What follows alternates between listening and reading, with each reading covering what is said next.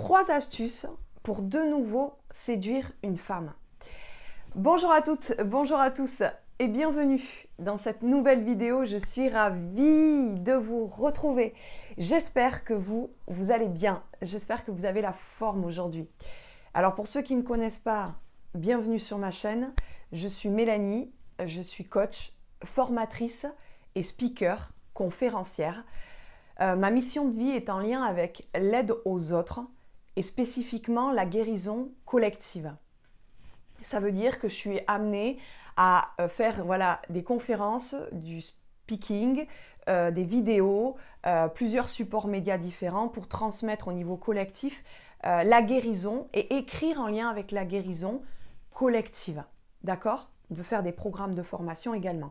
Donc vous avez en barre de description mon premier programme autour de la guérison. C'est ma deuxième formation qui a été construite, mais c'est mon premier sur la guérison qui est en barre de description pour le rejoindre. Vous avez toutes les informations dedans. Alors aujourd'hui, petit aparté, je me suis décalée parce qu'il y a un soleil qui arrive que je ne peux pas maîtriser, contrôler le soleil, qui arrive en plein visage, donc j'ai dû me décaler. Donc j'espère que je vais pouvoir me remettre. Voilà, normalement on devrait être tranquille. Voilà, je ferme la parenthèse. Bon. Donc aujourd'hui, le thème de la vidéo, c'est 3 astuces pour séduire de nouveau une femme. Donc c'est toujours des clés, je le répète pour ceux qui viennent d'arriver. Ce sont des clés qui seront contre-intuitives. C'est surtout d'abord vous guérir, vous à l'intérieur. Parce que dans notre société, on donne une toute puissance à l'intelligence cérébrale. Action concrète, projet, 3 mois, 6 mois, 9 mois, remplir vos journées, productivité, etc., etc. Ce qui empêche les déblocages émotionnels. Même si c'est difficile, mais vous ne pourrez pas avoir une relation de qualité avec une femme si vous partez du mauvais pied. Si vous ne construisez pas vos fondations à vous, personnelles, et c'est ce qu'on fait dans mes vidéos. D'abord, on vous guérit à vous pour pouvoir ensuite aller à la rencontre de votre prochain et mettre à jour vos comportements, même si c'est toujours difficile de se regarder face à un miroir. Ok ? Donc allez, trêve de blabla, la première clé que je voudrais vous transmettre, ça va être des questions que je vais vous transmettre aujourd'hui parce que la qualité de questions que vous vous posez vous donnera la qualité de votre vie, des chemins que vous allez emprunter. Quel est le côté positif ? Il n'y a rien au monde qui n'existe pour aucune raison. Ce que vous avez vécu, ce que vous avez traversé, ce que vous avez perdu, ce qui vous a brisé, tout est arrivé pour une bonne raison. Vous n'êtes pas une victime. Vous êtes le personnage principal d'une grande histoire, même si parfois vous vous retrouvez perdu entre les pages et que vous ne savez pas trop où vous allez. Les périodes sombres de votre passé ont une contribution à apporter. Observez en quoi elles vous font grandir. Quelle renaissance vous ont-elles apporté ?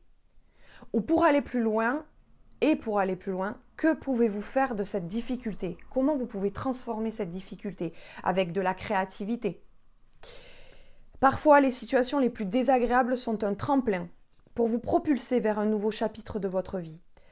C'est ainsi que certaines personnes créent des associations, des projets ou choisissent une voie professionnelle pour apporter au monde ce dont elles avaient besoin durant cette période sombre de leur vie.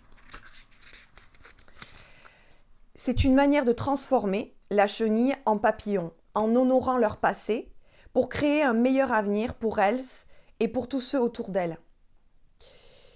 Donc, transformer le négatif en positif pour vous apprendre à vous connaître sous un nouveau regard, ça c'est une clé. Trouvez le côté positif de votre côté négatif. Voilà, ok ? La deuxième clé que je voudrais vous transmettre, mais avant tout, si ce n'est pas déjà fait, je vous invite à cliquez sur le rectangle rouge s'abonner. Également, mettez-moi un petit pouce bleu et partagez cette vidéo en signe que vous appréciez le contenu de cette vidéo. Alors, je suis désolée, vous entendez en bruit de fond, il y a un passage excessif de voitures en bas de mon immeuble depuis quelques temps. Donc, je suis désolée, je ne peux pas non plus empêcher ni le soleil, ni les voitures, ni le monde de tourner autour de moi. Donc voilà, j'espère que ça ne vous dérange pas. Allez, trêve de blabla. La deuxième clé que je voudrais vous transmettre, c'est la question, vos relations vous nourrissent-elles? Donc avec cette femme, entre autres. En tant qu'être humain, nous avons tous besoin d'instants de solitude et de moments de connexion avec nos pairs. Donc peut-être pas seulement de bon temps,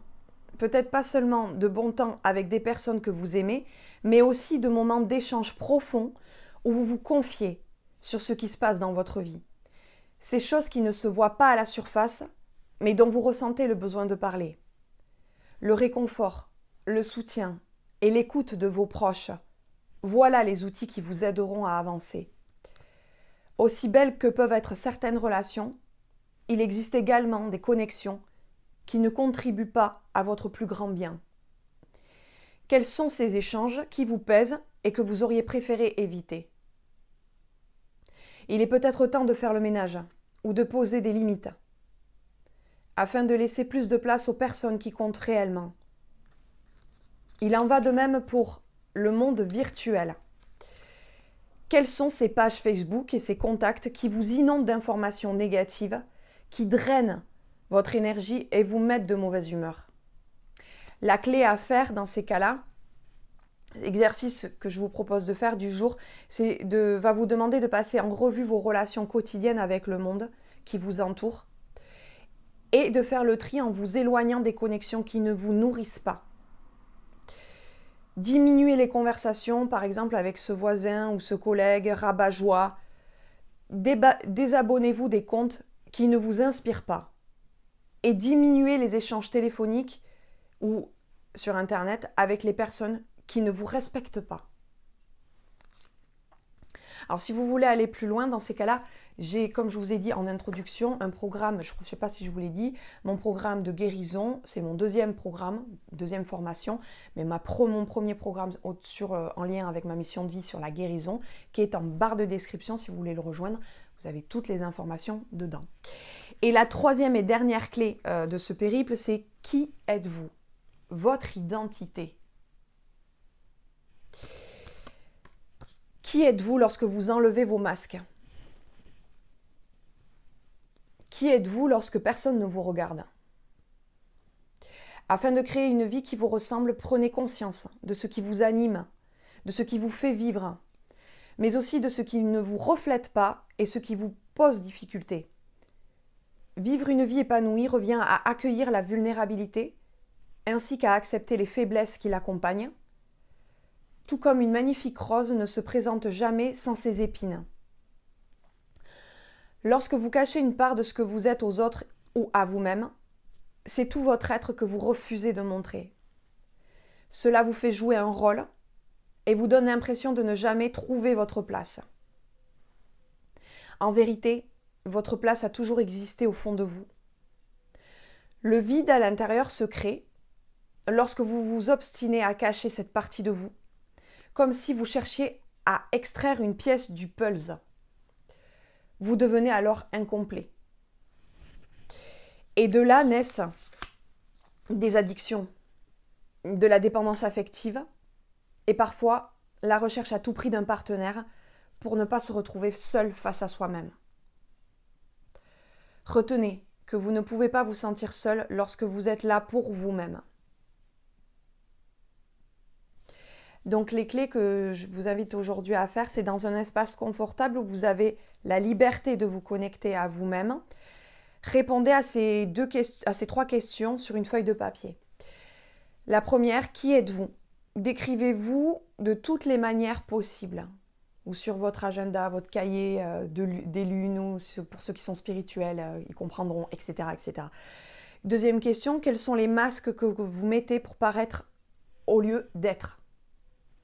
Et troisième question, qu'est-ce qui vous éloigne de vous-même et dont vous pouvez vous libérer petit à petit? Voilà, j'espère que vous avez apprécié cette vidéo et je vous dis à une prochaine vidéo. À bientôt. Bye.